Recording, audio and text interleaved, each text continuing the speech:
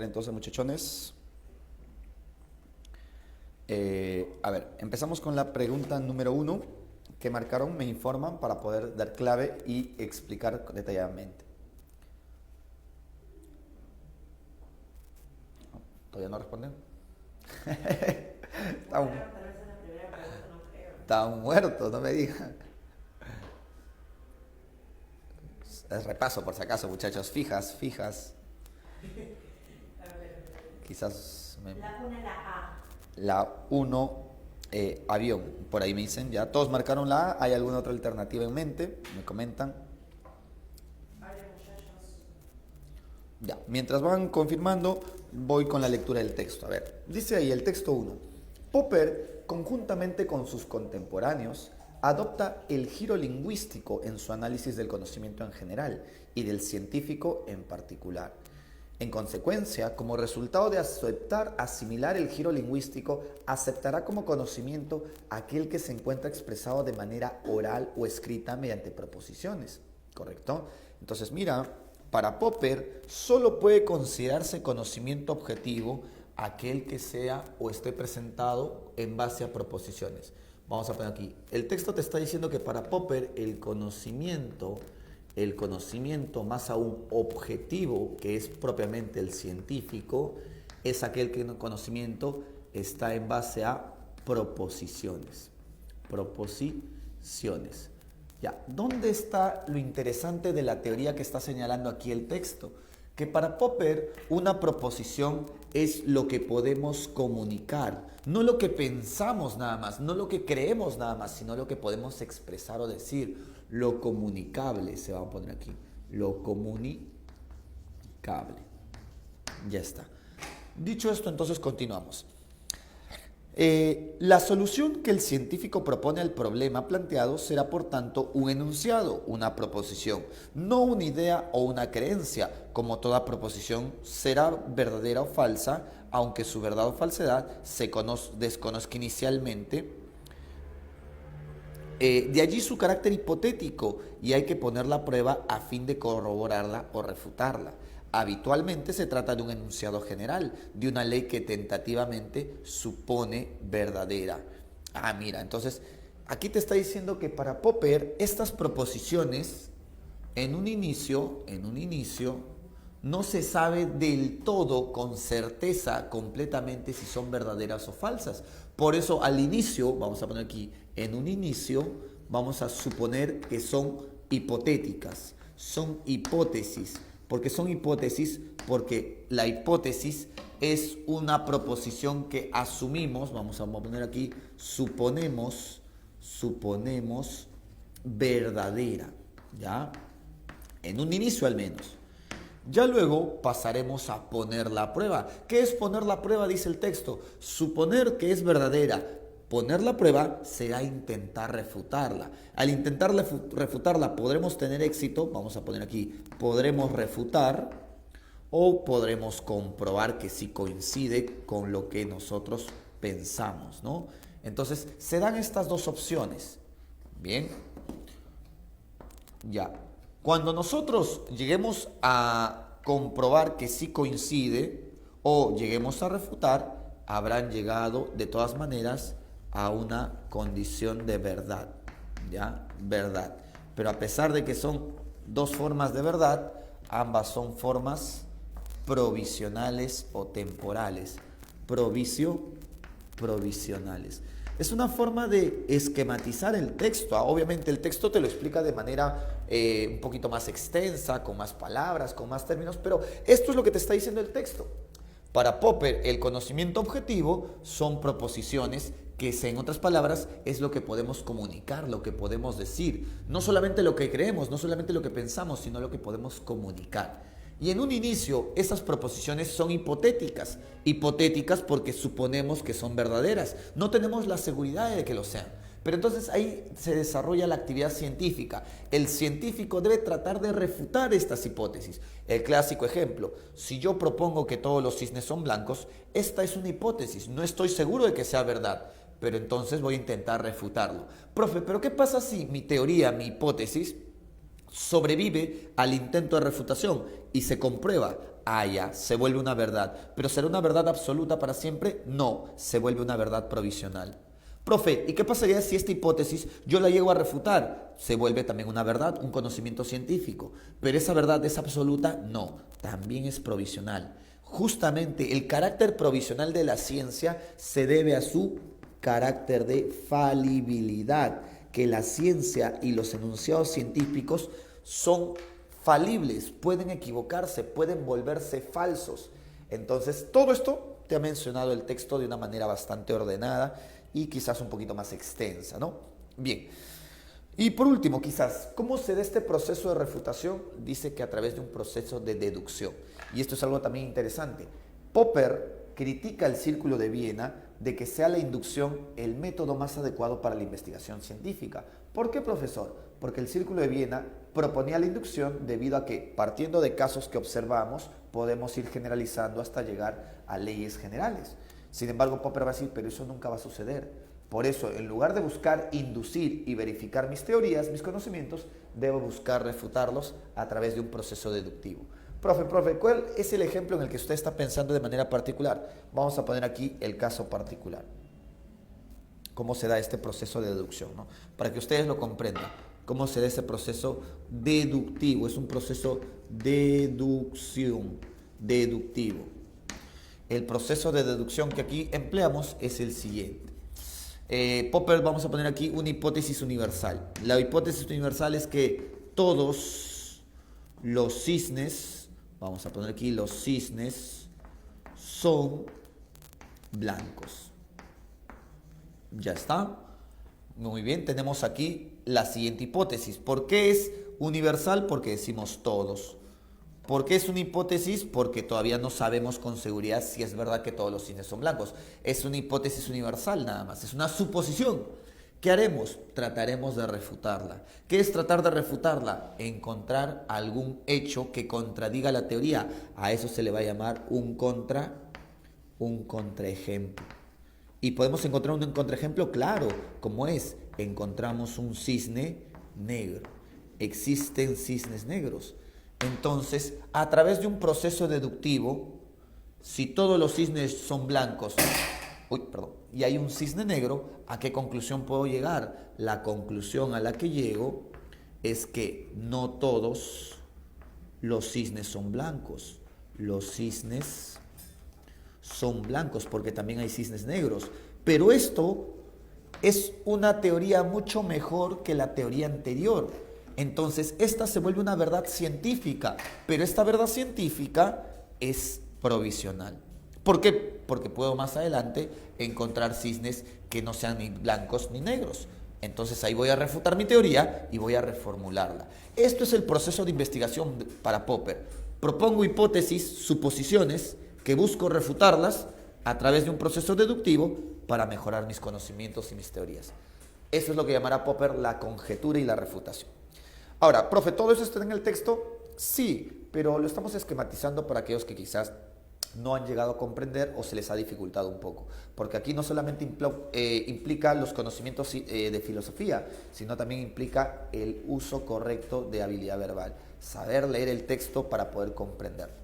Ya, muy bien, vamos con los enunciados. Dice, determine cuáles son los enunciados o las afirmaciones que son compatibles con el texto. Recuerda, hay dos tipos de compatibilidad. La compatibilidad explícita, aquel enunciado que coincide exactamente con lo que ha señalado el texto, y la compatibilidad implícita, el enunciado que coincide, pero a través de una inferencia a partir de lo que ha señalado el texto. ¿Ya? Muy bien, enunciado 1. Para Popper, el conocimiento científico, ¿ya? El conocimiento científico, el conocimiento objetivo, exige formulación proposicional pública. Lo puramente mental o no comunicado no cuenta como conocimiento, es correcto. En el párrafo 1 te lo dice. En el párrafo 1 te dice que todo conocimiento objetivo está basado en proposiciones, que son aquello que podemos comunicar. No se trata solamente de lo que podemos pensar o lo que queremos, sino lo que podemos expresar y comunicar. Por lo tanto, la 1 sería correcta. 2. Dado su carácter hipotético, antes del contraste empírico, una hipótesis no es ni verdadera ni falsa. Error. El texto mismo nos dice que a pesar de que en un inicio las proposiciones son hipótesis, son supuestamente verdades. Aquí hay una suposición de su veracidad. Ya después de la investigación se vuelve una verdad de alguna manera de mayor nivel, de mayor confiabilidad, pero antes y después son verdaderas. ¿Cuál es la única diferencia? Que antes suponemos que son verdaderas y después ya tenemos una veracidad más confiable, más asegurada, porque han sido refutadas o han sobrevivido al intento de refutación. Entonces la 2 sería incorrecto, ¿no? Tú dirás, profe, pero en el texto el párrafo 2 dice, en la segunda oración, como toda proposición será verdadera o falsa, ya, profe, ahí está, toda proposición será verdadera o falsa, eso contradice el enunciado 2. Ya, pero ahí, ¿qué hace el estudiante? El estudiante está basándose en encontrar una partecita que él cree está coincidiendo con lo que el enunciado dice. Pero algo que hace San Marcos es esto. Mira, para que me entiendas cuál es la trampa que pone San Marcos en examen de admisión. San Marcos te pone, digamos, en un texto lo siguiente. San Marcos te dice aquí el texto, Juan salió de viaje, ¿ya? Y en el enunciado 3, digamos, de la pregunta, en el enunciado 3 de la pregunta te dicen, identifique si el enunciado es correcto o es compatible con el texto. Y el enunciado también dice, Juan salió de viaje.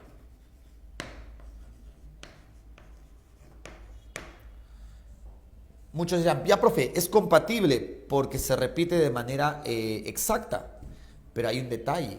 Muchos omiten que cuando debemos leer debemos basarnos en oraciones, no solamente en partecitas, sino en oraciones. Y muchas veces pasa en examen de admisión que la oración completa dice, Juan salió de viaje, aunque, vamos a poner aquí, aunque conector de oposición, o también pueden usar el pero, o pero también puede ser aunque o pero, luego no o se arrepintió y no salió de viaje, se arrepintió y no salió. Entonces yo te pregunto, en base al texto, que es un texto o una oración con un conector lógico de oposición, ¿Juan salió o no salió de viaje? Si leemos completo, Juan no llegó a salir de viaje. Te dice, Juan salió de viaje, aunque, pero luego se arrepintió. Entonces, en ese sentido, el enunciado 3 ¿sería compatible o no sería compatible? No sería compatible, pues, claro. Y eso pasa aquí. Y esa es una trampa que puede poner o suele poner examen de admisión. En el enunciado 2 del segundo párrafo dice, como toda proposición será verdadera o falsa, aunque su verdad o falsedad se desconozca inicialmente, de allí su carácter hipotético y haya que poner la prueba a fin de corroborarla o refutarla. Entonces, en un inicio no sabemos, no conocemos su verdad, solamente la suponemos, por eso es hipotética. Pero entonces la 2 dice, dado su carácter hipotético, antes del contraste empírico, una hipótesis no es ni verdadera ni falsa, sí es verdadera, pero a modo de suposición. Entonces sería incorrecto. 3. Las teorías típicamente leyes universales se aceptan provisionalmente mientras se resistan los intentos de falsación. Claro, si llegamos a comprobar es porque no ha sido refutada. Y si no ha sido refutada, se vuelve una verdad científica. Pero esa verdad sigue siendo posible de fallar, posible de volverse falsa. Es provisional o temporal. Para Popper, las verdades científicas no son verdades completas, totales o absolutas. Por eso sería correcto, ¿ya? Las teorías se aceptan provisionalmente mientras resistan los intentos de falsación. Profe, ¿qué pasaría si una teoría es falseada? Pues ahora sí la cambiamos por otra teoría o la reformulamos. La 3 sería verdadero. Resistir en este caso significa sobrevivir a los intentos de refutación, pues, ¿no? 4. La deducción como única forma inferencial en la ciencia busca evidenciar la irracionalidad metodológica y no convierte la corroboración en demostración de verdad. Claro, el texto te dice, la deducción es la propuesta metodológica de Popper porque la inducción no llega a ser racional. ¿Por qué no llega a ser racional? Porque, vamos a explicarlo de manera sencilla, si yo parto de observar 3 cisnes blancos, no puedo llegar a sostener que todos los cisnes serán blancos. 3 casos no son suficientes para poder llegar a esa conclusión demasiado general. Por eso sería irracional la inducción, mientras que la deducción, que trabaja de este modo, es más lógica y por ende más racional. Cumple con leyes lógicas. ¿Ya está? Entonces sería la 4, verdadero. Ya está. Clave, dadito. Hasta ahí. ¿Dudas, preguntas, consultas? Hágame saber. Profe, ¿tanto para un solo texto? Bueno, estamos explicándolo en detalle, estamos desarrollándolo en detalle. Ojo que les he puesto algunos textos extensos y de ahí también les he puesto preguntas más sencillas, más accesibles, pero que también como viene en examen de admisión. No hay dudas entonces. Todo bien. Correcto. Vamos entonces con el enunciado, digo, la pregunta 2. ¿Qué marcaron en el texto la pregunta 2, muchachos?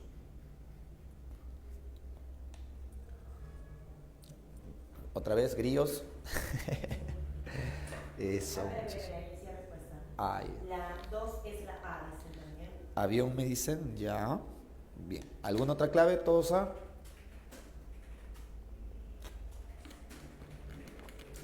Ya. Vamos a leer y luego respondemos.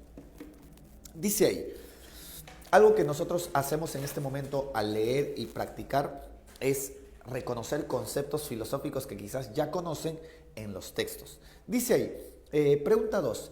El empirista construye su teoría del conocimiento y de la ciencia sobre la base firme de los hechos observables. Es verdad, un empirista cree que los conocimientos provienen de la experiencia, más aún de los hechos que podemos observar. Luego dice, lamentablemente la inducción, herramienta lógica de su epistemología, le impide llegar hasta leyes, como les explicaba hace un instante, ¿no? A partir de la observación de unos cuantos o incluso muchos casos, no puedo llegar a una conclusión universal o general. Para el refutacionista dogmático, los hechos refutan a las teorías. Muy bien. Esto es algo bastante interesante que está haciendo el texto. Mira que el texto está proponiendo críticas. Vamos a poner aquí pregunta 2. La pregunta 2. ¿Qué está haciendo el texto? También es de epistemología, tiene que ver con el conocimiento científico. La epistemología. El texto 2 está empezando por señalar una crítica al empirismo dentro de la ciencia, y esto nos recuerda a qué teoría epistemológica, nos recuerda al neopositivismo o círculo de Viena. Entonces mira, el texto empieza por presentar una crítica al círculo de Viena o al neopositivismo,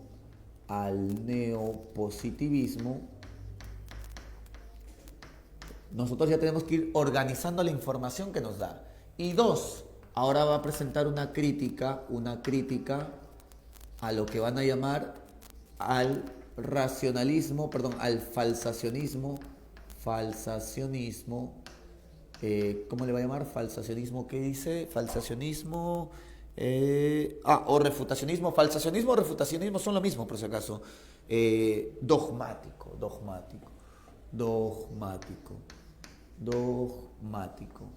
Mejor voy a poner dogmático para que no piensen que estamos hablando de perros, ¿no? Dogmático. Que estamos refiriéndonos aquí a la teoría de Popper, ¿ya? Profesor, está criticando al neopositivismo y al mismo tiempo está criticando a Popper. ¿Quién es ese autor? Bueno, quizás algunos ya intuyen a quién nos referimos. Nos estamos refiriendo a Irm Lakatos. Correcto, a Irm Lakatos. Y la propuesta de Lakatos se conoce como los programas de investigación científica. ¿Ya? Muy bien. Entonces, ¿qué critica el neopositivismo? Que la inducción no es el mejor método para llegar a leyes generales. ¿Qué critica el falsacionismo, o también llamado refutacionismo dogmático o ingenuo? El creer que un contraejemplo, vamos a poner aquí un solo contraejemplo, la crítica que le hace es que un contraejemplo para ellos, un contraejemplo es suficiente ¿para qué? Para refutar. ¿Refutar a qué? Refutar a toda una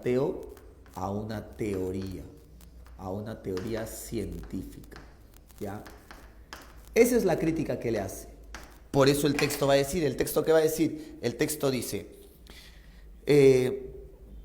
al hacerlo, o sea, para el refutacionista dogmático, los hechos refutan a las teorías. Al hacerlo, arrojan por la borda, junto con las hipótesis falsas, proposiciones del conocimiento que pudieran ser válidas e inhibe, limita, restringe las investigaciones legítimas derivadas de hipótesis ad hoc. En otras palabras, cuando en el falsacionismo de Popper aparece un contraejemplo y Popper cree que ese contraejemplo, a través de un proceso deductivo, refuta la teoría científica, estás descartando toda una teoría que aún tiene elementos útiles. En otras palabras, por un poquito de suciedad descartas todo. Es como si tu pan se cae al suelo. ¿Qué haces? Sí, tiene un poquito de pelusa, un poquito de polvo, ¿no? Pero por eso lo descartas y lo botas. Eso es lo que está criticando, ¿no? Que sea tan fácil y sencillo ese proceso de refutación, que en realidad eso no ocurre en la ciencia. Los científicos, cuando encuentran errores en sus teorías, no descartan sus teorías, tratan de resolver esos problemas. Un claro ejemplo de esto es ChatGPT. ChatGPT en un inicio presentaba problemas y a pesar de los problemas que presentaron o presentaba, ¿qué hicieron? ¿La dejaron de lado a la aplicación, al programa? No, trataron de resolver esos problemas internos del programa para perfeccionarla, mejorarla y generar una nueva versión. Eso es lo que va a proponer el autor a lo que va a llamar, vamos a poner aquí, propone, frente a esas críticas, propone los programas de investigación científica, de investigación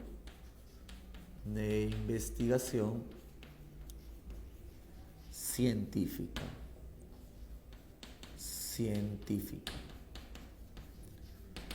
¿Ya? Propone los programas de investigación científica. ¿Y qué son los programas de investigación científica? Primero, lo que dice el texto. En los programas de investigación científica, las teorías, vamos a poner aquí, las teorías científicas no están aisladas. Las teorías científicas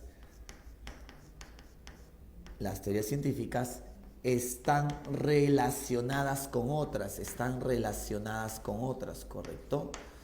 Entonces, ese es un nuevo enfoque de la investigación científica. Para Popper, una teoría se refuta porque la teoría está aislada, sola, y un contraejemplo es suficiente para refutarla a través de un proceso lógico.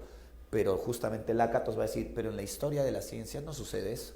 En la historia de la ciencia una teoría está acompañada y relacionada con otras teorías. Y cuando ocurre un contraejemplo, el contraejemplo puede afectar, pero no a toda la teoría, a una parte pequeña o quizás secundaria de la teoría.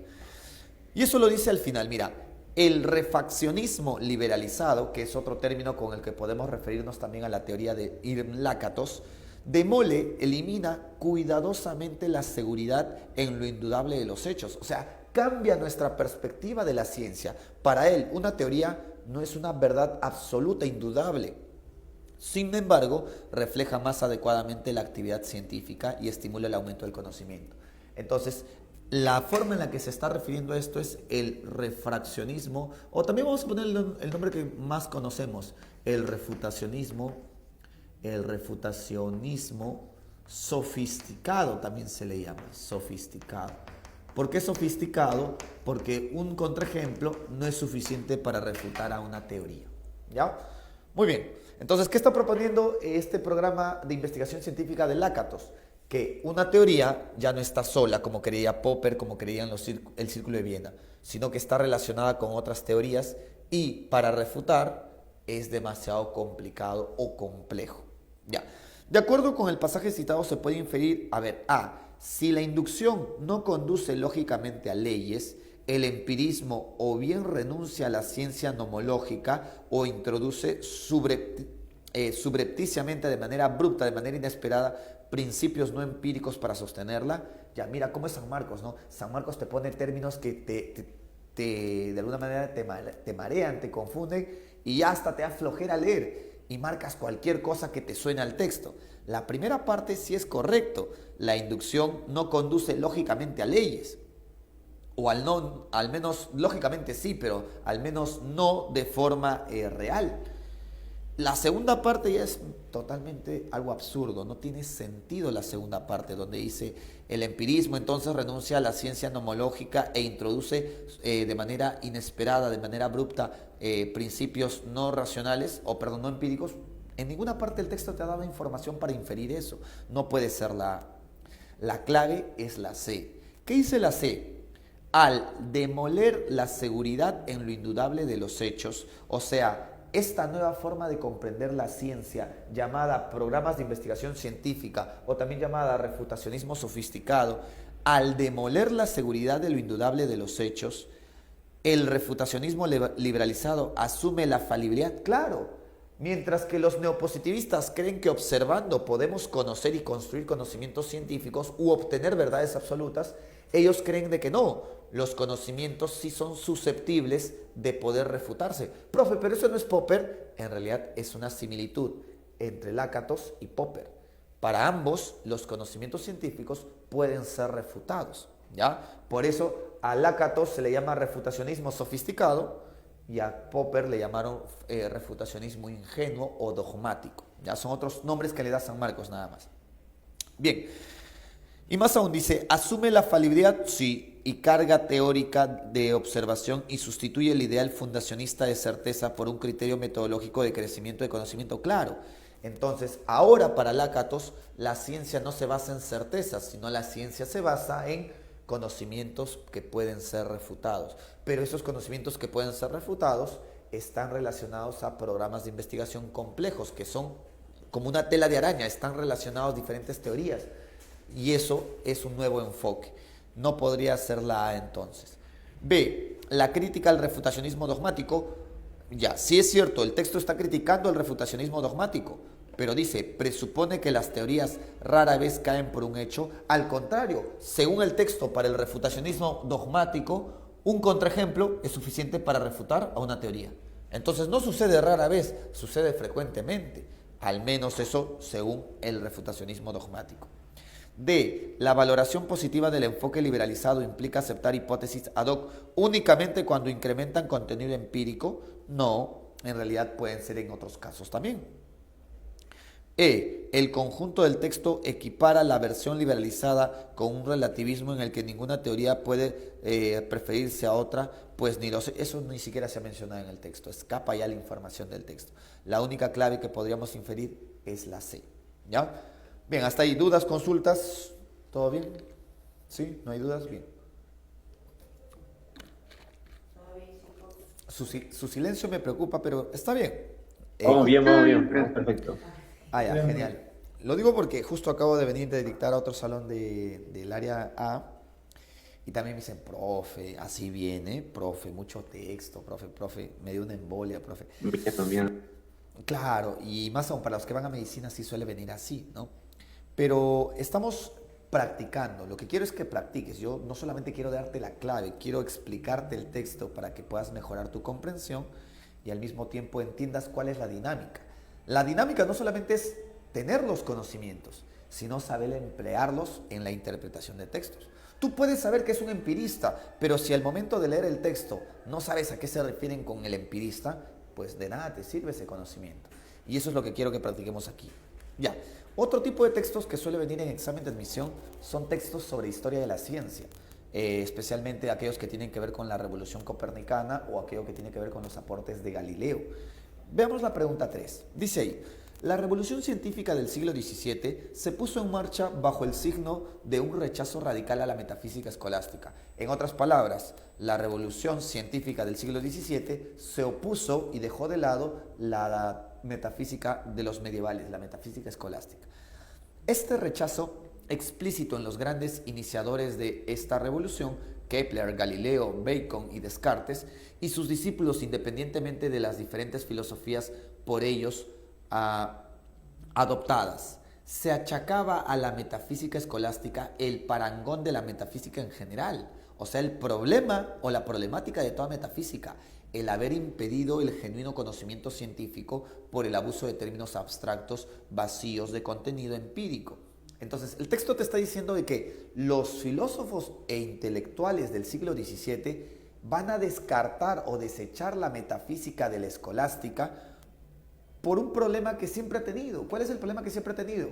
En la metafísica se usa términos que son muy difíciles de comprender o simplemente no se refieren a nada observable. Es como tú lees en filosofía la palabra ser, esencia, substancia, y tú dices, y nada de esto es algo que pueda yo entender a partir de los sentidos observables, ¿no? Es algo totalmente complicado de entender con el pensamiento abstracto.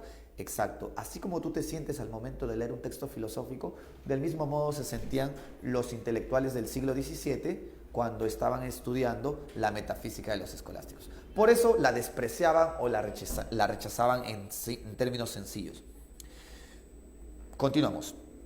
Incluso Descartes, o incluso un racionalista matemático como Descartes, intentó en su obra sobre mecánica que sus términos fundamentales como velocidad, tamaño, choque, estuvieran lo más estrechamente asociados posible a lo empíricamente contrastable. Profesor, Descartes, usando conceptos o ideas empíricas que partan de la experiencia.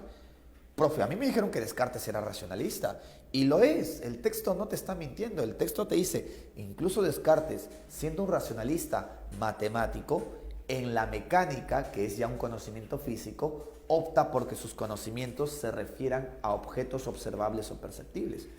Ya, profe, pero entonces, ¿Descartes es o no es? ¿Es racionalista o no es racionalista? Ya, les explico. Es lo que quiero que entiendas, que pongamos en práctica al momento de leer. Yo sé que tú sabes que Descartes es racionalista, pero aquí el texto te hace dudar de ello, ¿no?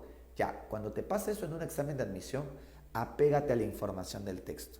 ¿Por qué? Porque en el texto a veces te dan la interpretación de un autor acerca de otros. Aquí están dando una interpretación del autor llamado Descartes en relación a la historia de la ciencia. ¿Y qué sucede en la Perdón. ¿Y qué sucede en la historia de la ciencia que no se suele decir en las clases de filosofía? En filosofía sí, Descartes es racionalista principalmente por ser matemático y por desarrollar su obra Meditaciones sobre Filosofía Primera. Pero en la física, especialmente en la ciencia natural de la física, él dice, evidentemente, si voy a estudiar problemas o asuntos como de la óptica, la velocidad, del movimiento, la caída, tengo que partir de la observación. O sea, en la física Descartes se acepta el conocimiento de la experiencia, la empiria, ¿me dejo entender? Y eso te está señalando el texto. Incluso Descartes, a pesar de ser racionalista, para la mecánica, para la física, sí llega a tomar en cuenta el conocimiento empírico o experimental. Ya, el rechazo de la metafísica escolástica por parte de los científicos del siglo XVII forma parte de la atmósfera intelectual más general, enemiga de la palabrería hueca y precursora del espíritu iconoclasta. Iconoclasta quiere decir revolucionario o rebelde de la Ilustración. Recuérdese la mofa que hace Molière de la virtud dormitiva. Virtud quiere decir función, dormitiva porque tenemos la función de dormir, como pretendido principio para explicar el sueño. O sea, en la escolástica decían, ¿por qué dormimos? Ah, porque tenemos la función de dormir. Así de sencilla era su explicación y al mismo tiempo absurdo. Luego, ¿qué más que dice? De un fenómeno natural, o lo que más aborrecía el científico medio del siglo XVII era la introducción de tales cualidades ocultas, como se les llamaba en la explicación científica.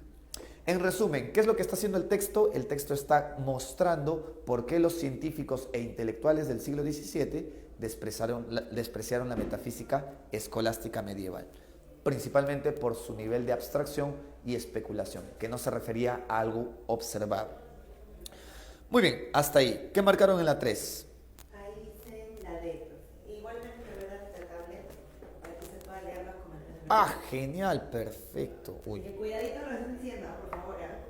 que suelen decir cosas malas, no creo. Bueno. La D dicen, sí. Ah, ya, correcto. A ver, la D me dicen por ahí. Ya. Nada, ya. A ver, vamos a poner esto por aquí, la tablet por allá, ya. Ya, listo. Entonces, la D. Dice ahí, a ver, determine cuáles de las siguientes afirmaciones son compatibles con el texto. 1. La revolución científica rechaza la metafísica escolástica por obstaculizar la investigación con vocablos o palabras sin anclaje empírico, o sea, que no se refieran a algo observable. Pues es correcto, es verdad, por eso la rechazan o la desprecian. Muy bien, la 1, correcto, compatible. 2. Que un racionalista como Descartes exigiera términos vinculados a lo observable, a lo empírico, sugiere que el nuevo ideal metodológico trasciende quiere decir va más allá de la dicotomía racionalista-empirista es correcto. Para los, en especial para este texto, están haciendo ver a Descartes como alguien quien solamente no se encierra en la razón, sino que también para el ámbito de la física, la mecánica, sí toma en cuenta la información de la experiencia. Así que sería verdadero. 3. El clima intelectual del siglo XVII favorecía la introducción de cualidades ocultas como recursos explicativos legítimos o correctos. Falso.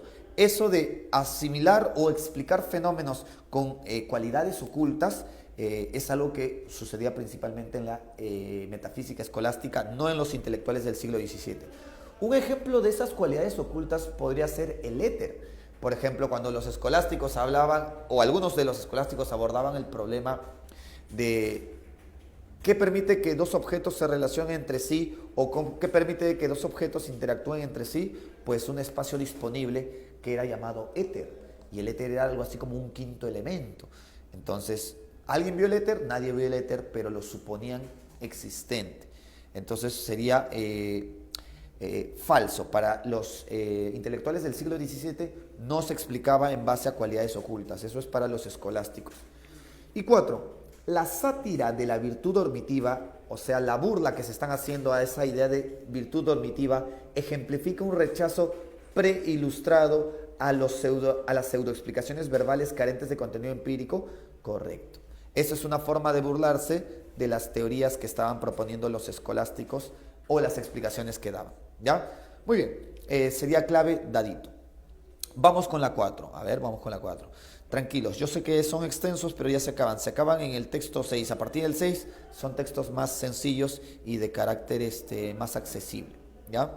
Bien. Dice ahí. 4. Ibn Lakatos propone su modelo con el propósito de reconstruir la historia de la ciencia como un progreso racional. Hasta ahí te están presentando el objetivo de su proyecto filosófico o epistemológico de Lakatos. Pero ¿qué llama la atención? Que diga que para Lakatos la ciencia debe verse como un progreso racional. ¿Por qué propone que la ciencia debería ser racional, profesor? Si yo ya sé que es racional. Es que había otra corriente que proponía que la ciencia no era racional. ¿Y cuál es esa corriente? Este sí es un datito que te podría servir. Vamos a poner por aquí, Es pregunta número 4. Vamos a poner pregunta número 4. También es de epistemología.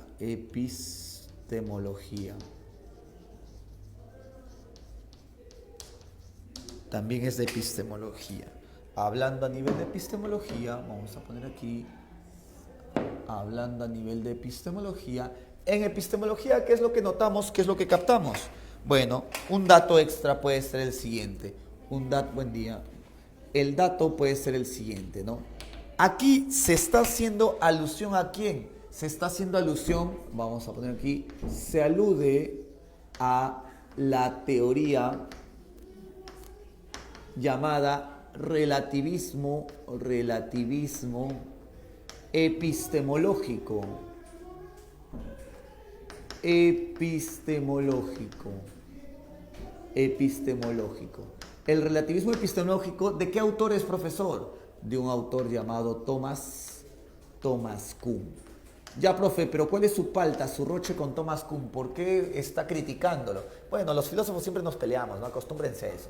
Pero ya, ¿cuál es el principal inconveniente que tiene Lakatos con Thomas Kuhn? Que Thomas Kuhn, en su teoría llamada la estructura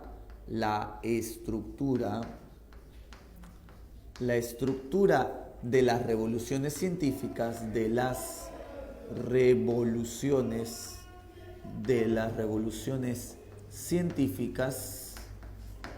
las estructuras de las revoluciones científicas. ¿Qué sucede en esa obra? Él propone que la ciencia tiene un carácter irracional. ¿Cómo así, profesor? Vamos a hablar de los paradigmas. El paradigma A y el paradigma B. En otras palabras, ¿qué propone Thomas Kuhn? Que la ciencia experimenta cambios de paradigmas, que son cambios de modelos, cambios de metodologías o cambios de sistemas de referencia, ¿correcto? Pero la pregunta es, ¿por qué cambiamos de un paradigma a otro? Bueno, en un momento el paradigma era vigente. Ser vigente quiere decir que era útil. Te voy a poner una analogía sencilla para que tú me comprendas. Para Thomas Kuhn, un paradigma es como tu lapicero. Es una herramienta que te permite escribir. Obviamente el paradigma no te permite escribir. Más que nada te permite investigar. Es una analogía la que estoy estableciendo. El paradigma es como un lapicero, porque así como a ti te sirve para escribir, cuando tu lapicero te sirve para escribir, lo llevas a todos lados, lo conservas en tu cartuchera, lo mantienes. Ahí el paradigma es vigente, ahí tu lapicero es útil. Profe, pero ¿cuándo yo cambio mi paradigma por otro? ¿Cuándo cambio mi lapicero por otro? Cuando tu lapicero funciona o no funciona. Cuando ya no funciona. O sea, lo que antes te funcionaba, si deja de funcionar, entonces ya vas pensando en cambiarlo o reemplazarlo, como tu lapicero, ¿no es así? Si tu lapicero ya no escribe, ya no bota tinta, vas empezando a buscar cambiarlo. Pero ¿qué sucede? ¿Lo cambias por el mejor lapicero? ¿Lo cambias por un lapicero que sea más lapicero que el anterior? Profesor, ¿qué está diciendo? No entiendo. Lo que está señalando Thomas Kuhn que en realidad la ciencia se parece mucho a la política. ¿Por qué? Porque en la política, cuando elegimos a un gobernante, a un representante, no lo hacemos pensando de manera racional, sino más bien en función de qué tan persuasivo o conveniente puede ser. Un claro ejemplo de esto es la política peruana. Por ejemplo, Thomas Kuhn hace esta analogía. Él dice, cuando una comunidad entra en elecciones y hay diversos candidatos que se presentan como posibles gobernantes, ¿a quién eligen? Bueno, no eligen al que consideren que es el más racional. Las personas no eligen al que consideren el más verdadero. En realidad, eligen al que los suele convencer mejor. Y más aún, ¿cómo los convencen? A través de su nivel o su grado de conveniencia. Las personas eligen al político que más les conviene. Y ahí nos damos cuenta que la política no es racional, sino más bien lo contrario, es irracional. Las personas elegimos buscando nuestra conveniencia y para ello elegimos al que mejor nos convence o nos persuade. Esto también pasó en Alemania. ¿Cómo es posible que Hitler haya llegado a ser el caudillo que asumió todo el poder en Alemania? Pues era el más persuasivo. Les decía cosas que querían escuchar los alemanes. Les ofrecía cosas que los alemanes estaban buscando. Entonces lo eligieron. ¿Qué hizo? Que elijan a Hitler. Que sea el mejor gobernante, que sea el hombre más leal y honesto y virtuoso. No, simplemente su grado de persuasión. Entonces, cuando un paradigma deja de ser vigente, se cambia por otro paradigma. Y cuando se cambia por otro paradigma, ese cambio se debe al nivel o grado de persuasión. Y eso es el lado irracional de la ciencia. Entonces, en palabras sencillas, lo que está diciendo aquí Thomas Kuhn es que la ciencia no se desarrolla del todo en búsqueda de la verdad, como desarrollo de la razón. En el caso del Perú, principalmente Alan García, ¿no?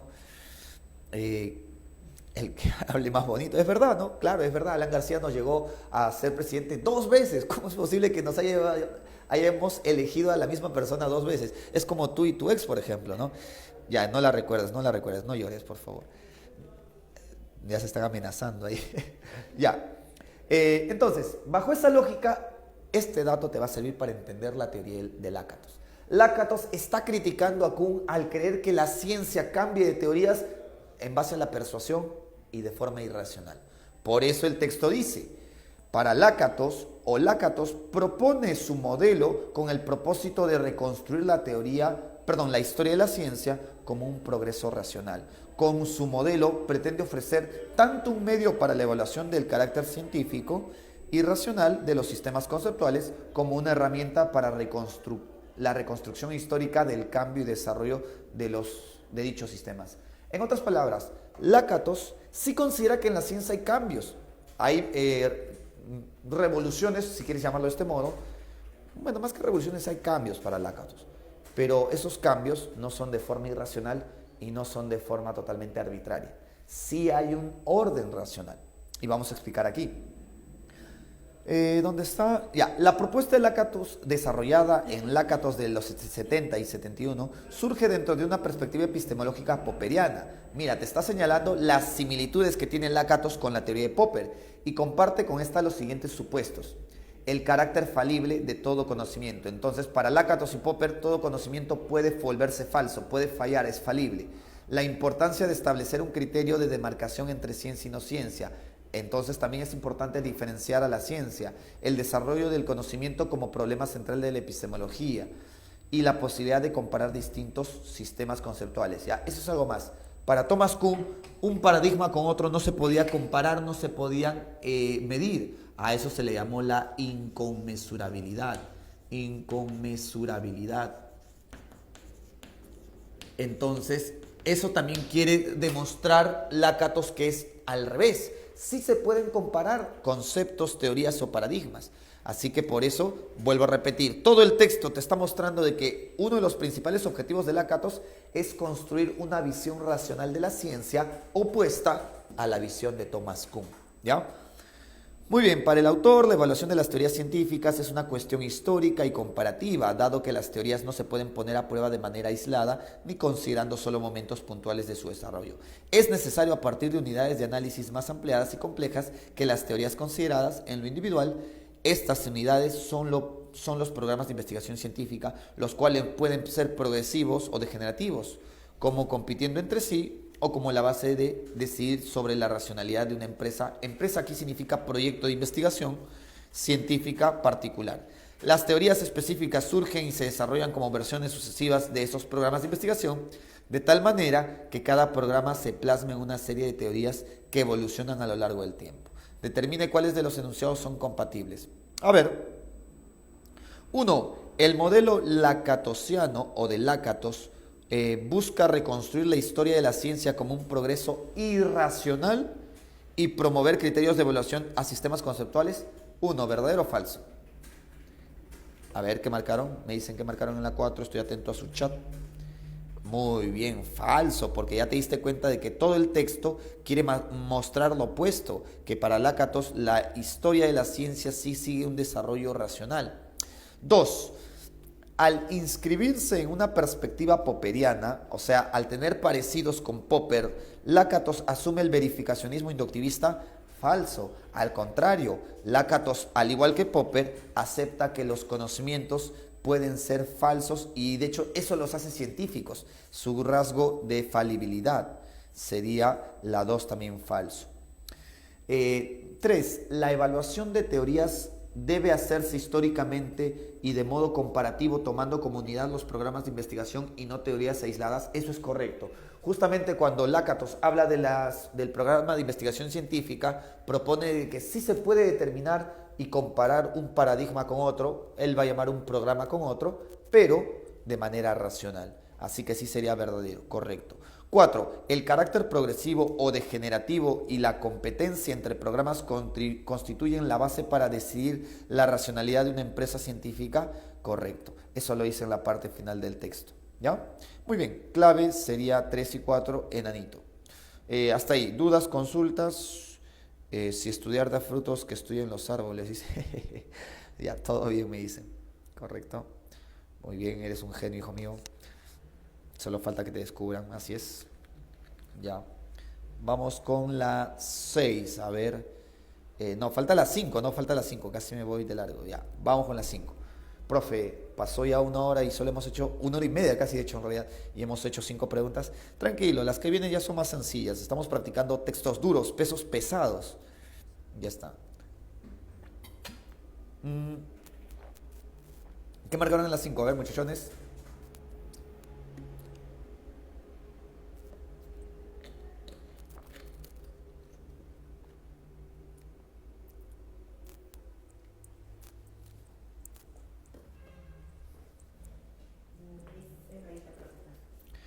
Carita vaquero, bacán. Ya, vamos leyendo mientras me dan sus claves. A ver, dice la 5. Ah, ya, genial. Ya, barquito me dicen por ahí. Barquito, vamos a ver. Dice ahí. Ya. La realidad que nos rodea es enormemente compleja. Compleja quiere decir que tiene muchas partes, ¿ya? A ver, vamos a leerlo aquí para salir en la cámara, porque si no creo que no me ven. Ya. La realidad que nos rodea es enormemente compleja y en gran parte resulta opaca. Opaca quiere decir oculta o confusa a nuestra comprensión y manipulación intelectual. Sin embargo, el mundo ficticio de la matemática que nos hemos creado es mucho más transparente y mejor conocido.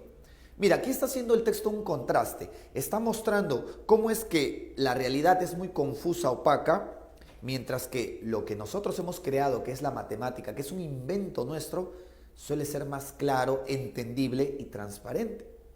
Además, disponemos técnicas conceptuales potentísimas para resolver los problemas acerca del mundo matemático formulados en un lenguaje de las matemáticas. O sea que las matemáticas no solamente son entendibles, sino que sí sirven para resolver problemas.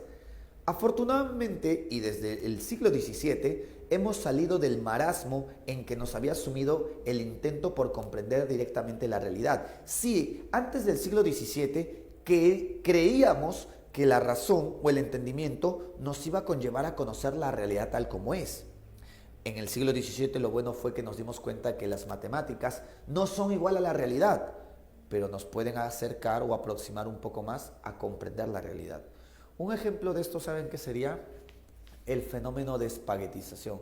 ¿Qué es el fenómeno de espaguetización? Yo sé que suena espagueti y de hecho a eso se refiere. El fenómeno de espaguetización es algo que sucede con los cuerpos o los objetos que suelen acercarse a, si mal no recuerdo, son los agujeros negros, que suelen a distorsionarse tanto que se forman como espaguetis, ¿correcto? Entonces, la pregunta es, ¿cómo podemos explicar y, más aún, investigar esos fenómenos si no podemos acercarnos a los agujeros negros, ya que de hacerlo nos veríamos también afectados y quién sabe qué pasaría? Entonces, lo podemos hacer a través de las matemáticas. Entonces, la realidad es complicada, pero lo que nos permite entender la realidad de una manera más clara y, digamos, simple, es la matemática. Muy bien, afortunadamente desde el siglo XVII hemos salido del marasmo que nos había sumido el intento por comprender directamente la realidad y hemos aprendido a conquistarla por la ruta indirecta de la modelización cuantitativa, o sea, mediante la matemática. Construimos modelos matemáticos de la realidad empírica y trasladamos a esos modelos los problemas que la realidad nos plantea. Esos problemas así traducidos al lenguaje matemático son susceptibles de ser analizados y resueltos matemáticamente. Otro ejemplo de esto pueden ser los semáforos. Los semáforos están matemáticamente diseñados para que puedan establecer un conteo cronométrico y estos puedan estar en relación y sincronía con los otros semáforos. Y estos dirigen el tráfico vehicular, ¿no? Claro, claro que en Perú están mal hechos, pero bueno, es en teoría, ¿no? Ya, esos problemas así traducidos al lenguaje matemático son susceptibles de ser analizados y resueltos matemáticamente. Y la solución matemática retraducida al lenguaje empírico se convierte en una solución satisfactoria de nuestros iniciales problemas reales. Al menos eso es lo que ocurre si nuestro modelo matemático es suficientemente bueno. En cualquier caso, son los conceptos métricos los que juegan el papel clave de intermediarios en este traumatúrgico ir y venir entre la realidad opaca y la ficción transparente, o sea, entre la realidad y la matemática. En conclusión, el texto, ¿a qué se ha referido? ¿Cómo es que a pesar de que lo complejo que es la realidad, lo complicado que es para conocer la realidad, que podemos acercarnos a un conocimiento de la realidad bastante satisfactorio y útil porque nos permite resolver problemas a través de la matemática? ¿Ya? De acuerdo con el pasaje citado, ¿qué marcarían? A ver, ¿qué marcaron ahora sí? Barco me dice. A ver, la transparencia matemática garantiza un realismo epistémico. ¿Qué quiere decir realismo epistémico? ¿Que la matemática llega a conocer la realidad tal como es? No, el texto no te dice que la matemática llegue a ser igual a la realidad, sino que es un modelo que se aproxima a la realidad. Entonces no puede ser la B. ¿Qué marcarían entonces? A ver.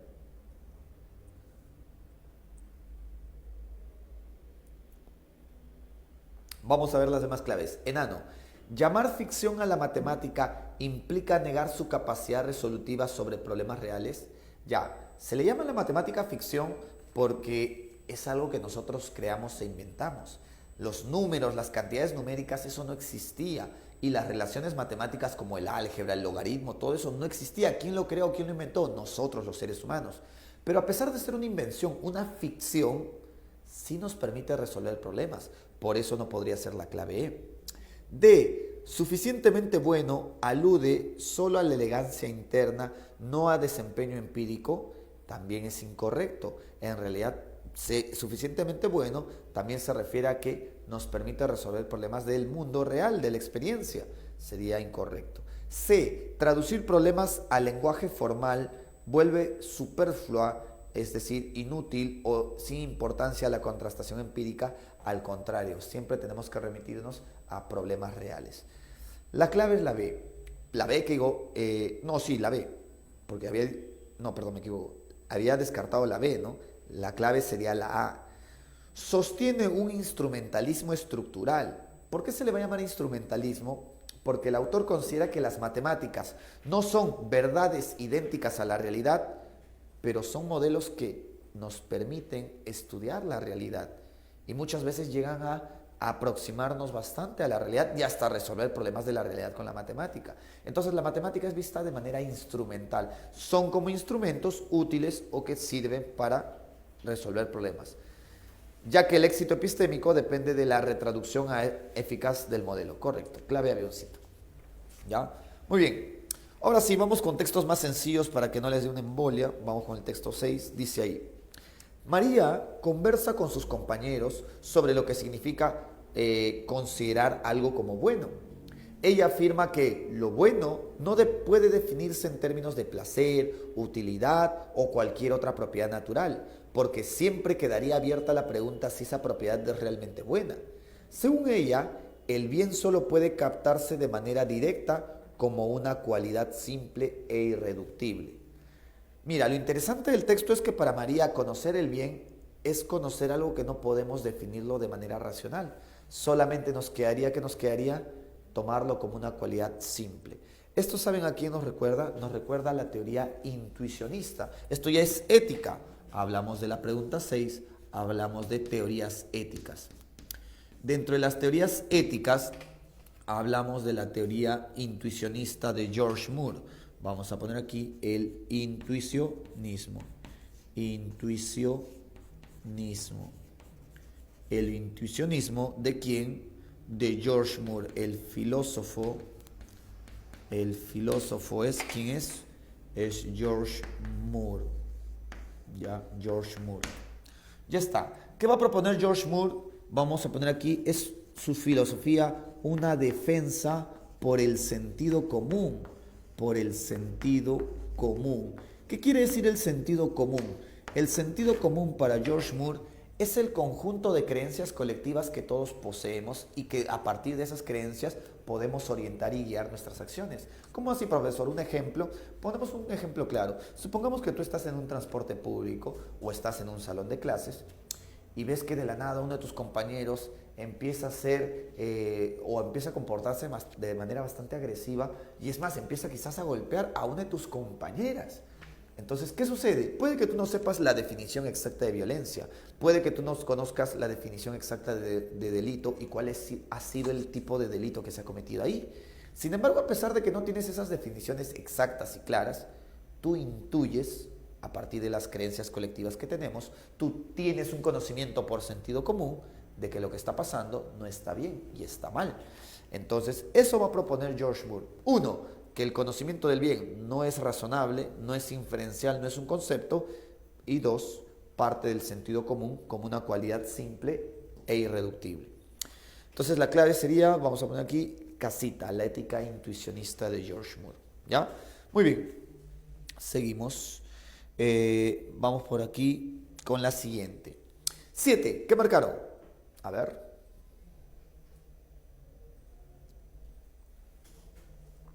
Preguntita 7, ¿qué marcaron?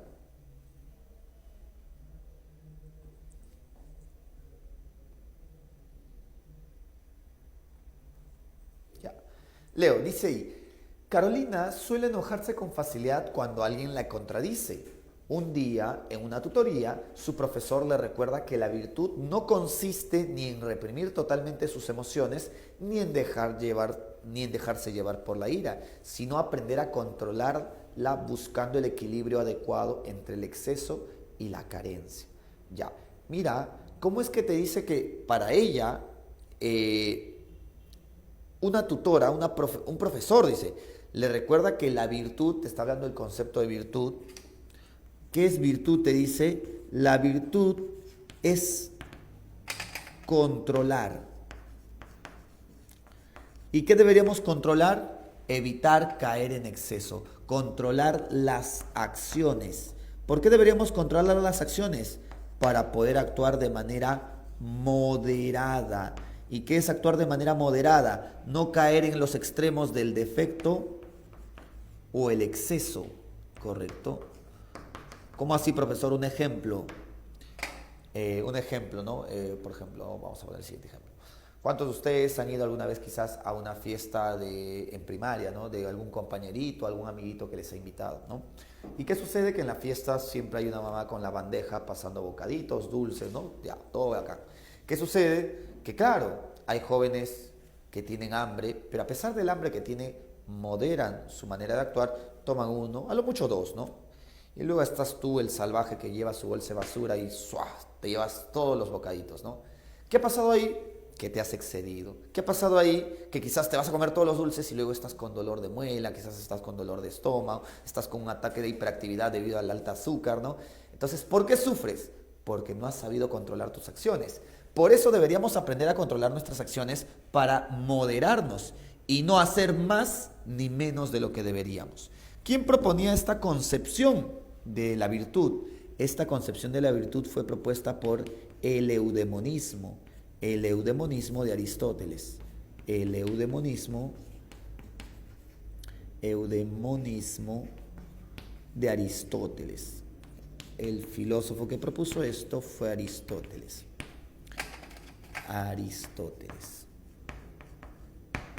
Ya está. Ya. Listo. Clave, entonces, a ver qué marcarían. 7, ¿qué marcarían?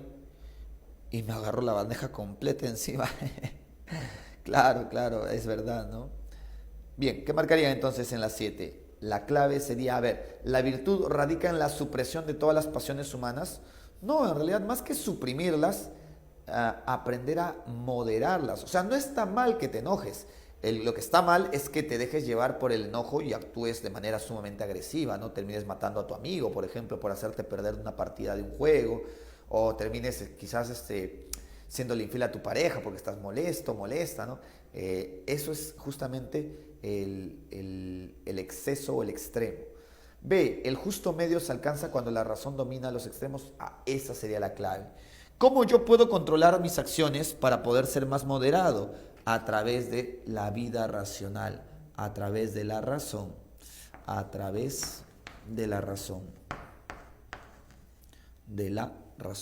Vamos a ver aquí, de la razón.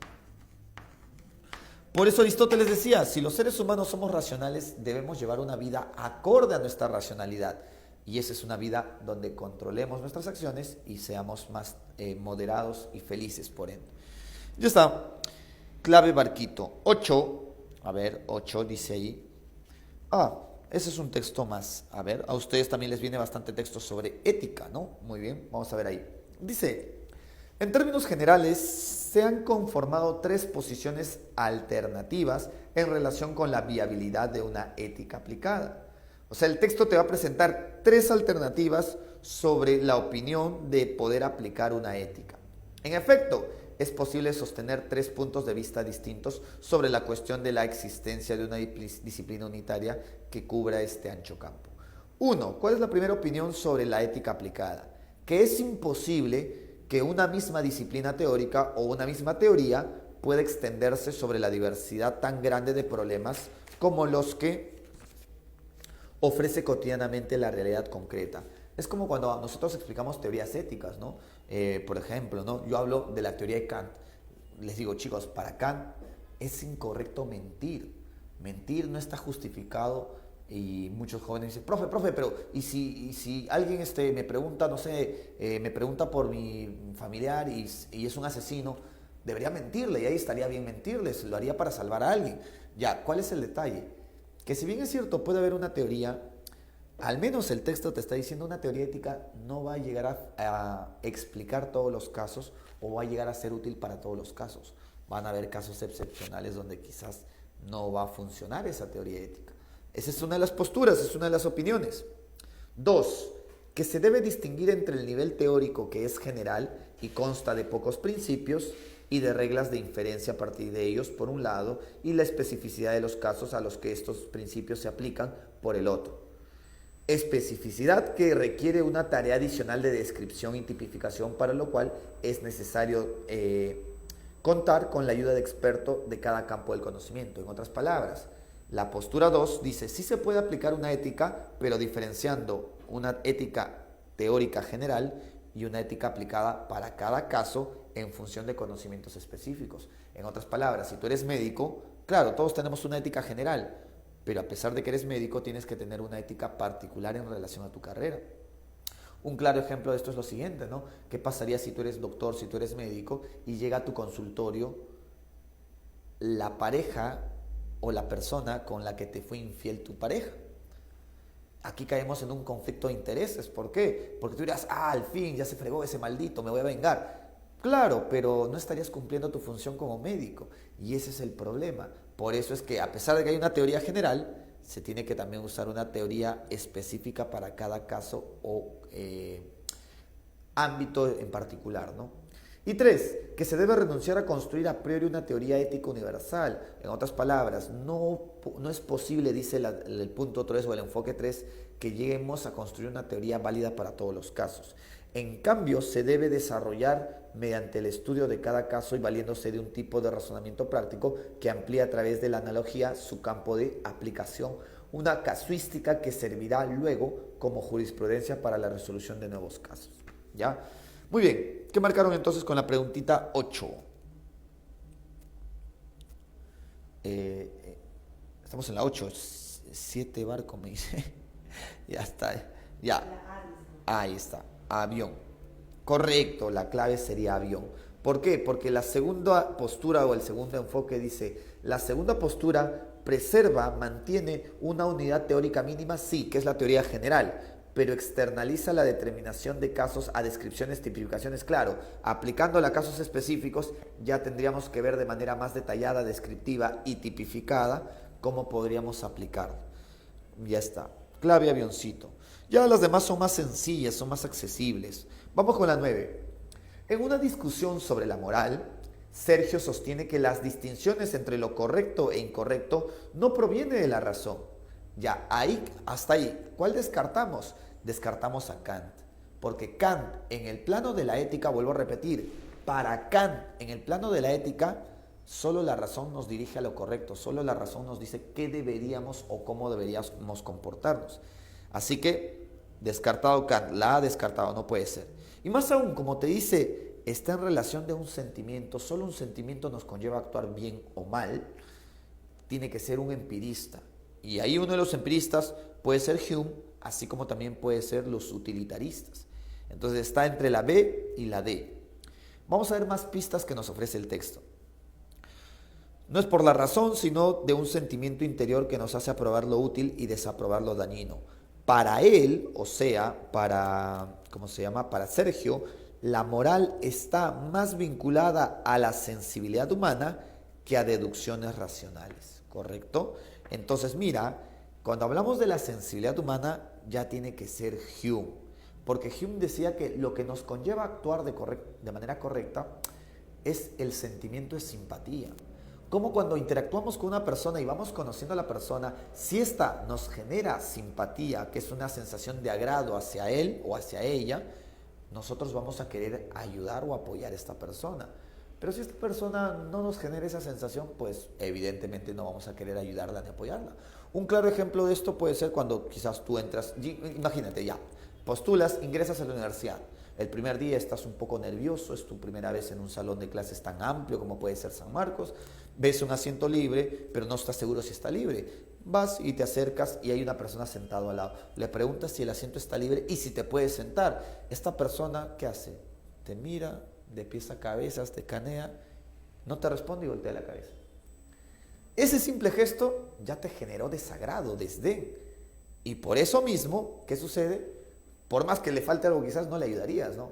En cambio, si por el contrario esta persona te trata de una manera amable y dice, sí, por supuesto está libre, es más, si está un poco sucio lo limpia o lo desocupa para que pueda sentarse, ese trato amable te genera en ti un sentimiento de simpatía que hace que te caiga de manera un poco bastante superficial, pero ya te cae bien.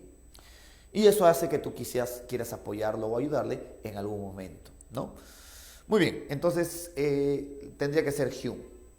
Para Hume, lo que impulsa las acciones es el sentimiento de simpatía, ¿ya? Muy bien. 10. Mateo trabaja en una librería. Un cliente olvida su billetera sobre el mostrador y se marcha. Mateo la encuentra y, aunque sabe que podría quedársela sin que nadie lo note, decide devolverla, pues piensa que la acción correcta no depende de las consecuencias, sino de si el acto puede convertirse en una norma universal válida para todos. Ya. ¿Quién es el filósofo que proponía que obra de tal manera que tu acción se vuelva un ejemplo válido para todos y puedan replicar tu acción? Ese es Kant. Kant proponía en su ética formalista lo que llamamos el imperativo categórico. Obrar cumpliendo la ley, pero no porque nos convenga, sino por respeto a la ley misma. ¿Qué marcaríamos entonces en la 10? A ver, ¿qué marcarían en la 10? 10 casita, me dicen. Ya, correcto. El valor moral de una acción radica en su conformidad con el deber. Y eso es lo que llamaríamos las motivaciones o las intenciones. Kant nos pone un bonito ejemplo aquí. Kant dice, tenemos dos opciones. Cuando cumplimos el deber, tenemos la opción de hacerlo por respeto al deber o tenemos la opción de hacerlo por conveniencia. Imagínate, yo soy vendedor. Tú vienes a mí y me dices, oye, quisiera comprar, no sé, una laptop. Ya yo te digo, mira, tengo esta laptop que es muy buena, está bien cómodo el precio y te trato de la manera más amable posible. Tú dices, oye, qué buen vendedor. ¿Por qué dices que soy buen vendedor? Porque te traté amablemente, porque te di una buena laptop, porque te vendí a un precio barato, económico, justo. Pues sí, te basas en las consecuencias o en los efectos para señalar de que yo soy bueno. Pero Kant va a decir, en el fondo, lo que determina si una acción es buena o mala no son los beneficios o los efectos, sino más bien son las intenciones o los principios. Quizás yo como vendedor en el fondo digo, no, oye, si trato bien a esta persona, ya estoy cumpliendo el deber, pero la voy a tratar bien para que así me recomiende, pueda recomendar mi tienda y mi negocio pueda crecer. En otras palabras, te estoy usando como un medio de marketing. Y usarte ya no es verte y tratarte con respeto como una persona, es violentarte y verte como un objeto que sirves en base a tu utilidad.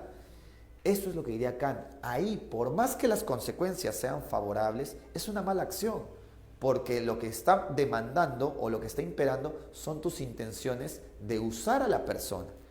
En cambio, por el otro lado, si yo soy un vendedor, te trato amablemente, te doy un precio justo, pero lo hago sin buscar nada más que hacer mi trabajo de venderte y más aún hacerlo de la manera correcta, sin buscar nada más a cambio, ahí sí es una buena acción.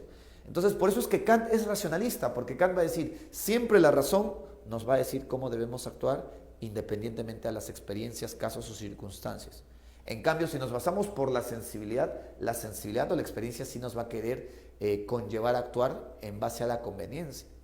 Miente para así obtener un efecto, salvar a tu amigo, ¿no? Por ejemplo, otro caso de cómo vemos la moral, ¿no? Imagínate que tu amigo te invita por su cumpleaños a su casa. Su madre o su familiar cocina, digamos, un puré de papa con un asado de ternera, ¿ya? Un plato bueno, agradable, gustoso. ¿Y qué sucede? Sucede que luego de preparar, sirven los platos, tú ansioso, con hambre, pruebas y el puré está totalmente salado. Muerdes la presa de la carne del asado y el asado está como cartón, no se desprende. Y encima su madre o su familiar te pregunta, ¿qué tal, hijo? ¿Te gustó? ¿Qué tal te pareció? ¿Realmente le dirías la verdad? Yo me atrevo a decir que muchos de ustedes no les dirían la verdad. ¿Por qué? Para evitar herir sus sentimientos. Pero mira, ¿qué te está conllevando a mentir? Tú dices, no voy a decirle la verdad para así obtener algún beneficio o consecuencia favorable. No herir sus sentimientos. Ese es el imperativo hipotético, donde actúas pero dirigido por tus emociones o sensibilidad, no por la razón. Ya está, la clave sería la C. El valor moral de una acción radica en su conformidad con el deber. Hacer el deber por el deber mismo y no por lo conveniente o lo concerniente. Mira, su compañero le dice, ¿no? Está medianamente comestible, ¿no? Eh, está salado, petía. Ya sabemos a quién no invitar si por A o B hay una celebración, ¿eh? Ya. Bien, 11. Pero bueno, murió en su ley, ¿no? Murió siendo sincero, ¿no? Muy bien. 11. Andrés observa que, a diferencia de los animales, los seres humanos no están determinados únicamente por los impulsos biológicos. ¿Ya? Él considera que la capacidad de distanciarse de sus instintos, de orientarse hacia valores y de dar sentido a su experiencia es lo que define su esencia más profunda como persona. Ah, mira, he ahí lo interesante. El texto está destacando que los seres humanos estamos yendo más allá de lo biológico, porque dice, los seres humanos no están determinados únicamente por lo biológico. Él, Andrés, considera que la capacidad de distanciarse de sus instintos, o sea, quizás controlar, quizás reprimir los instintos y de orientarse hacia valores da un sentido a su existencia, y eso es lo más importante del hombre. Aunque no lo parezca, aquí, ¿a quién se están refiriendo? Se están refiriendo a la teoría de Max Scheler, ¿ya? Vamos a poner aquí, esto ya es antropología. ¿Qué pregunta es? 15, 11, ¿no? Eso ya es antropología.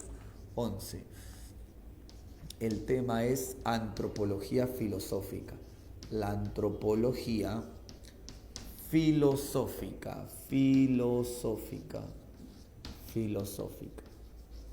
¿Ya? Muy bien, la antropología filosófica. Vamos por aquí. Ya está.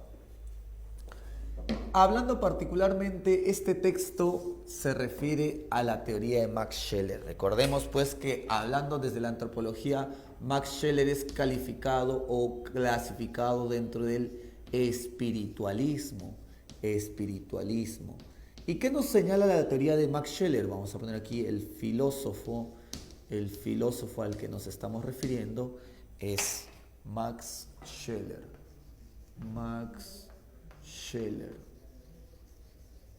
Ya está. Entonces, el filósofo Max Scheler va a sostener lo siguiente, escúchame bien. Para Max Scheler, el hombre tiene cuerpo y por tener cuerpo tiene un aspecto biológico, pero no solamente se reduce a lo biológico, sino que además de ello, Max Scheler va a comprender al hombre como persona. ¿Qué quiere decir ser persona? Ser persona para Max Scheler es presentar tres características. Primero, tener autoconciencia. Autoconciencia quiere decir la capacidad de comprenderse a sí mismo. Yo comprendo que estoy dictando una clase en este momento. Yo comprendo que estoy enseñando para jóvenes que van a postular a la universidad y van a ser profesionales. Tú comprendes que estás estudiando, tú comprendes que estás en un proceso de preparación, tienes autoconciencia, pero además de autoconciencia tienes autonomía. Autonomía es actuar independientemente a tus impulsos.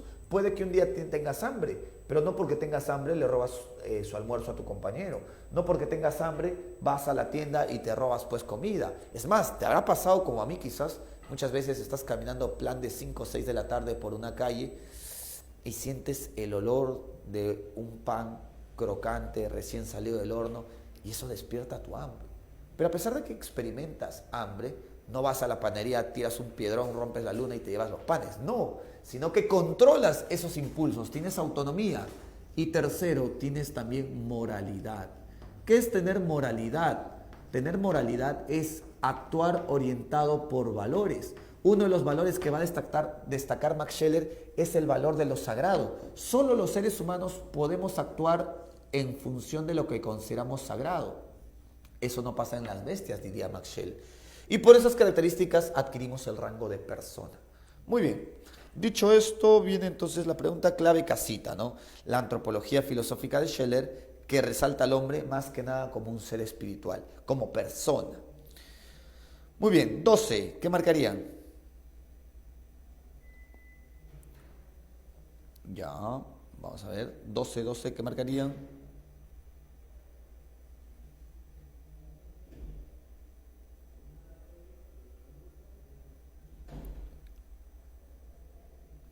Ya, vamos leyendo mientras me dicen su clavecita. Dice ahí, para Rawls, los hombres buscan la manera de vivir en una sociedad bien ordenada, entendiendo por ella una sociedad en marcha, una asociación autosuficiente de seres humanos, que, como un Estado-nación, controla un territorio conexo, para que esta sociedad sea posible, es necesario que los individuos que elegirán los principios reguladores de dicha sociedad tengan las siguientes características.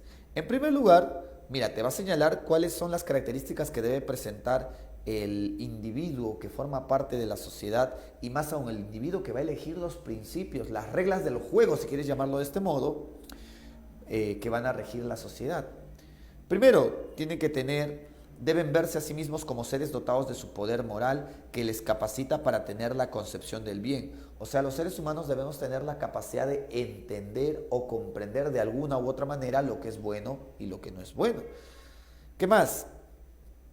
Luego dice, en segundo lugar, los ciudadanos deben ser personas libres, deben tener autonomía. Deben ser libres en tanto son fuente de la que surgen las peticiones válidas.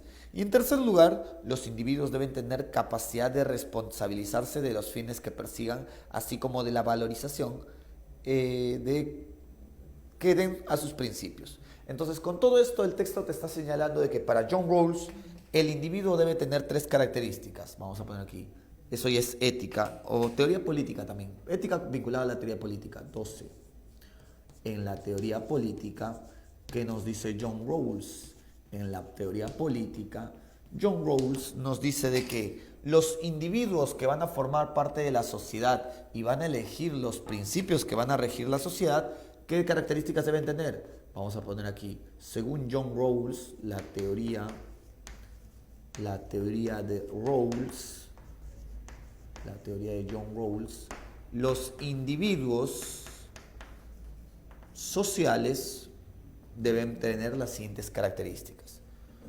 Primero, tener conciencia. Conciencia quiere decir conocimiento de lo que es bueno y es malo. Segundo, autonomía, capacidad de actuar por su cuenta propia. Y tercero, responsabilidad moral, la responsabilidad para poder asumir las consecuencias de lo que decidimos. Estos son los principios que harán que el individuo sea la base de las reglas o principios de la sociedad. Reglas o principios sociales. ¿Ya? Eso te está señalando el texto. Ya está. Dicho esto, entonces viene la pregunta. De acuerdo con el pasaje citado, se puede inferir. ¿Qué podríamos inferir? La clave sería avioncito. La elección presupone libertad, revisión racional del bien, responsabilidad de fines y origen y ciudadanos de pretensiones válidas. ¿Qué quiere decir esto? Que cualquier individuo que pueda elegir los principios para la sociedad, implícitamente ya tiene conciencia, autonomía y responsabilidad. Así que la clave sería avión. Ya, para terminar ya, la 13 y la 14, y nos fuimos. Ya está. Un poco cansado estuvo la clase, ¿verdad? Pero es bueno porque así están ya acostumbrándose a un examen de admisión.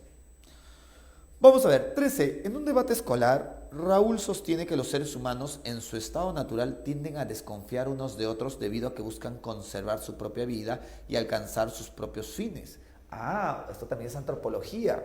Vamos a poner aquí, ¿qué pregunta es? 13, ¿no? Ya está, 13. La pregunta 13 tiene que ver con antropología. Antropología filosófica. Muy bien. ¿Qué sucede en la antropología filosófica? En la antropología filosófica, en palabras simples, en palabras sencillas, lo que hacemos es prácticamente, vamos a ver aquí, hablar de la teoría de Hobbes. Vamos a poner aquí la teoría de Thomas Hobbes. Vamos a poner aquí para Thomas Hobbes. ¿Cómo comprende Thomas Hobbes al hombre, profesor? Para Thomas Hobbes, el hombre es visto como un ser pasional. ¿Por qué ser pasional? Porque siempre actuaremos orientado por cómo nos sentimos, por lo que experimentamos, por nuestras pasiones. Una de esas pasiones es el instinto de supervivencia. Y ese instinto de supervivencia nos conlleva ¿a qué? Nos conlleva a ser egoístas por naturaleza, ser egoísta por naturaleza, ¿correcto? No entiendo, profesor, un ejemplo, ¿no? Vamos a poner aquí. Eh, Supongamos que tú estás jugando, no sé, pues Roblox, ¿no? Supongamos, ¿no? Acá puro niño ratón a veces hay, ¿no? Ya estás jugando Roblox y no sé, consigues ¿cómo se llaman? Estos brain roots le dicen, ¿no? Ya consigues un brain root que nadie más tiene. Consigues a los tralaleritos, como dicen, ¿no? Claro. Y tu amigo ve y dice, ¡ah! Él tiene algo que nadie más tiene. ¿Qué va a sentir? ¿Qué va a sentir? ¿Qué va a sentir? Va a experimentar una pasión llamada envidia. Entonces tú, cuando menos esperas, tu propio amigo te va a robar. Te va a robar tu trasladero, ¿correcto? ¿Y qué sucede? Sucede que eso va a ser inevitable, va a decir Hobbes. Todo ser humano actúa orientado por sus pasiones. Y eso hace que siempre sea egoísta por naturaleza. Incluso tú, digamos que un día le invitas a tu enamorada a salir al parque, oye, vamos a caminar, vamos a conversar. Están caminando y de la nada aparece un sujeto con un arma y te amenaza. Ya te la sabes, te dice. Dame tu celular o ya perdiste. Y el de ella también. ¿Qué vas a sentir? Quizás en ese momento miedo, tristeza de perder tu iPhone, ¿no? ¿Y qué vas a hacer? En lugar de decir, no, déjala a ella, llévame a mí o llévate mi celular. Tú decís, no, hablamos, vas a dejar ahí tu enamorada que le robe, ¿no? Eso justamente es lo que está señalando Thomas Hobbes, que siempre vamos a ser egoístas porque vamos a estar orientados por nuestras pasiones. Una de esas pasiones a las que se refiere es ella tiene el mejor fondo, señor Chor. La vendiste, terrible. Ya, entonces ahí está el detalle. Por eso es que el texto se está refiriendo a la antropología de Hobbes, porque describe al hombre como un ser que siempre va a aprovecharse de los demás debido a lo que va a experimentar. Puede ser el principio de supervivencia o el instinto de supervivencia, o también puede ser, como se llama, pues las pasiones o emociones. ¿Ya? Muy bien, vamos con la 14 y la 15 para irnos. Bueno, ya, les dejo las claves porque ya son las 12 ya. En la 14, la clave es dadito, muchachos, dadito, ¿ya? Es un texto de Marx, su visión sobre el hombre, sencillo. Y 15, barquito. Es la antropología de Rousseau, que es lo opuesto a Hobbes. Para Rousseau, el hombre no es malo, sino el hombre es bueno, porque nosotros desde un inicio somos nobles, somos inocentes. Rousseau es empirista, te lo explico así. Rousseau es empirista, entonces él va a decir de manera semejante a John Locke: si mis conocimientos los obtengo a partir de la experiencia, al nacer no tengo ninguna experiencia. Mi mente está vacía como una hoja en blanco, como diría John Locke, ¿sí? Entonces no soy ni malo ni bueno, pero hay algo más además de mis conocimientos, mis emociones. Yo siempre voy a experimentar piedad y lástima por las personas que estén a mi alrededor. Voy a mostrar afecto. Eso hará que yo quiera lo mejor para ellos. Voy a ser noble y por ende bueno naturalmente. Profe, entonces, ¿por qué mi compañero siempre me hace bullying? Bueno, es la sociedad quien lo corrompe. Entonces, eso propone la teoría antropológica rusa. Ya está. Hasta aquí, nos quedamos. ¿Dudas, consultas antes de retirarme, muchachones? ¿Todo bien? Bien. Todo claro, dicen por ahí. Vale, nos Todo quedamos correcto, hasta aquí. profe.